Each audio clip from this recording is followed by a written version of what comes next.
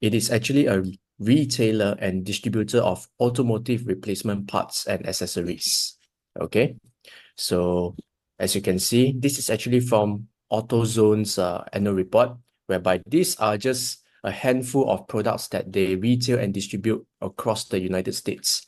So it's anything and everything that you can imagine, which makes parts of a car, right? Or an auto vehicle or automobile. So automobile lah.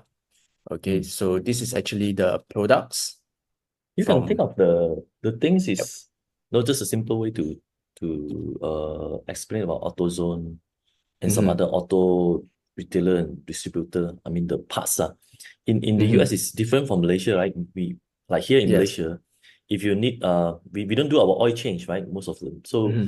so most of the workshop that do the cars, that repair Mm-hmm. cars, they will go to the like spare parts shop to buy these things, Mm-hmm. right? Mm-hmm. But AutoZone is they serve a lot of actually consumer. So because in the US, a lot of them they actually repair their own car. They do their own oil change. The average time taken for AutoZone to collect cash from its customers on average is 10.87 days. So that is debtor days. Now moving on, we are going to look at creditor days. So that is actually the average amount of time it takes for it to pay off its bills to its customers.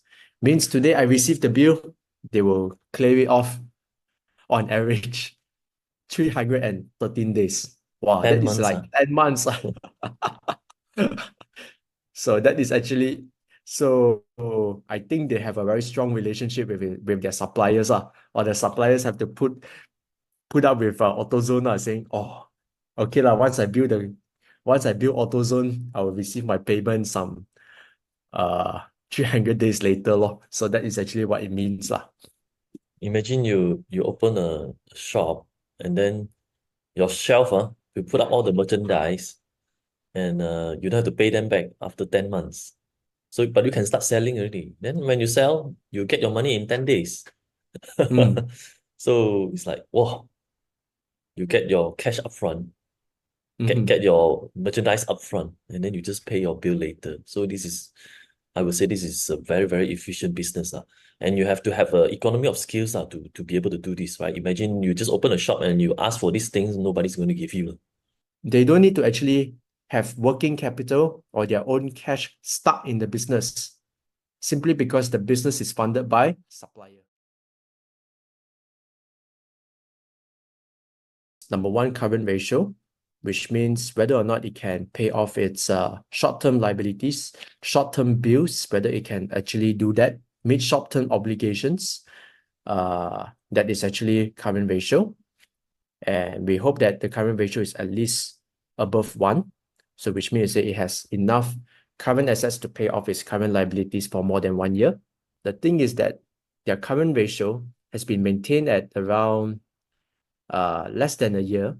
It's 9 months to 12 months lah, because it's 0.75 years to 1 year. But of course, you can say that this is an understatement simply because AutoZone, if they choose to hold on to cash, then their current ratio will be way higher than 1.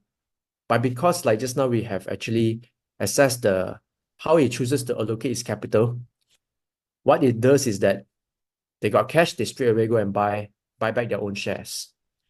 So to me, current ratio at 0.75 to 1 is still okay.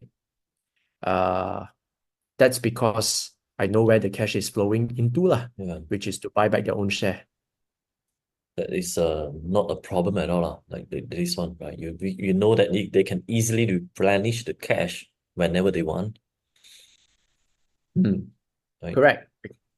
Simply because every quarter they also generate operating cash flow. They can easily do that lah. And which is good lah. In fact, like let's say because when you run a business, you run it for so many years, then you kind of like know how much you cash you need.